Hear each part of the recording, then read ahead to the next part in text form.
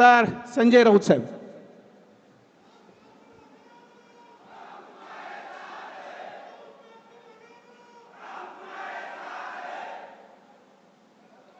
आम्ही शिवसेनेबरोबर निष्ठेने राहतो म्हणजे उपकार करत नाही. हिंदू हृदय सम्राट बाळासाहेब ठाकरेंनी आम्हाला एवढं दिलेलं आहे या महाराष्ट्राला, आम्हाला सगळ्यांना. आणि माझ्यासारखे लाखो निष्ठावंत शिवसैनिक आहेत. म्हणून ही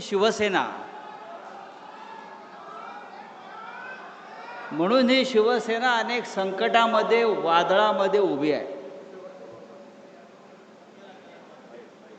आणि एक सांगतो, कृषी उत्पन्न बाजार समितीमध्ये ही सभा सुरू आहे. इथे शेतकऱ्यांचा माल येतो, विकला जातो, त्याला काय फार भाव मिळत नाही. पण 15 दिवसापूर्वी इथे एक माल आला आणि 50 कोटीला विकला गेला. तुमचा खासदार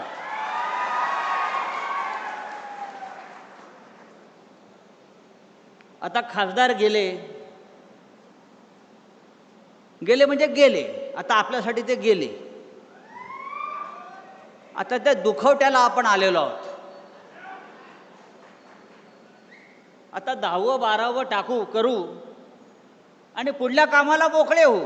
फार दुःख करत बसायचं नाही. गाडा पाडा आणि शेवटी भगवा झेंडा फडकवा.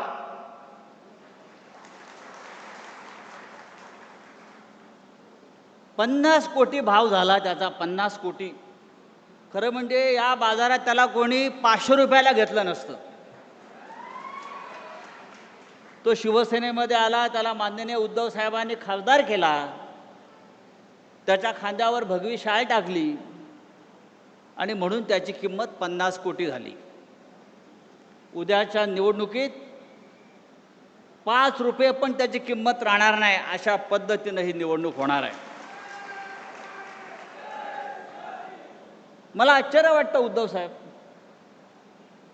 विकास निधीसाठी गेले. विकास निधी, मला माझ्या मतदारसंघाचा विकास करायचा आहे. अरे कसला विकास करणार तुम्ही?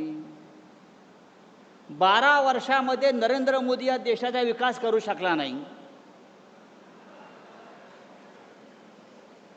त्या नरेंद्र मोदींच्या वाराणसीमध्ये जाऊन बघा. रस्ते नाहीत, पाणी नाहीत, पूल नाहीत. ज्या मोदीचे बूट चाटायला आपण गेला, तो देशाचा विकास करू शकला नाही. तुम्ही काय विकास करणार आहात? आणि कोणाकडे गेले? तर ज्याने राम मंदिराची लूट केली, राम मंदिराच्या दानपेटीतले 2000 कोटी रुपये ज्या मोदीच्या लोकांनी चोरले, त्या मोदींचे बूट चाटायला हे गेले.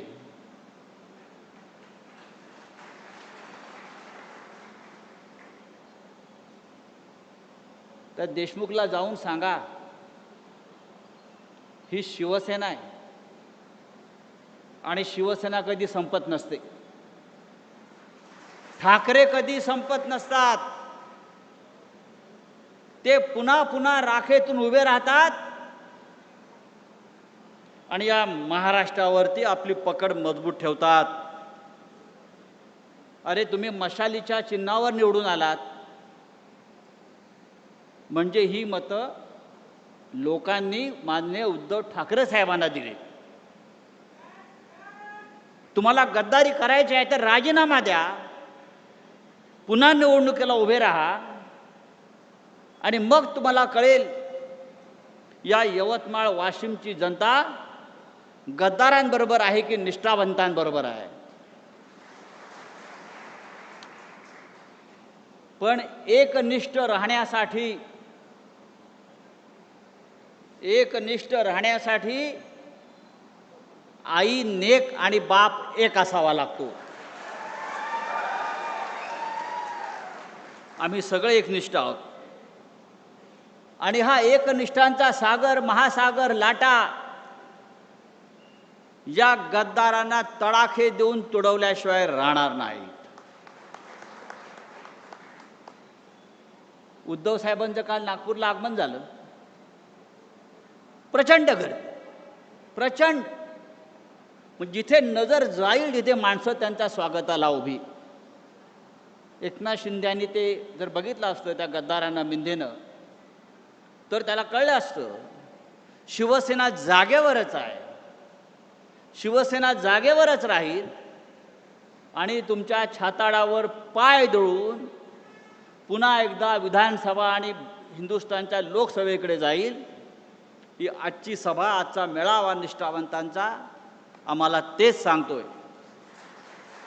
यवतमाळ हा कायम हिंदुहृदय सम्राट बाळासाहेब ठाकरे यांच्यावर प्रेम करणारा जिल्हा आहे. सातत्यानं लोक आले आणि गेले, पण शिवसेनेचा भगवा झेंडा या यवतमाळवरती कायम राहिला. तो यापुढेही कायम राहील. आपण सगळे माननीय बाळासाहेब ठाकरेंचे शिवसैनिक यापुढे माननीय उद्धवजी ठाकरे साहेब आणि आदित्य ठाकरे साहेब यांच्या मागे ठामपणे उभे राहू आणि या यवतमाळच्या मातीमध्ये पुन्हा गद्दारीची कीड लागणार नाही अशा प्रकारची लोक निवडून देऊ. जय हिंद, जय महाराष्ट्र.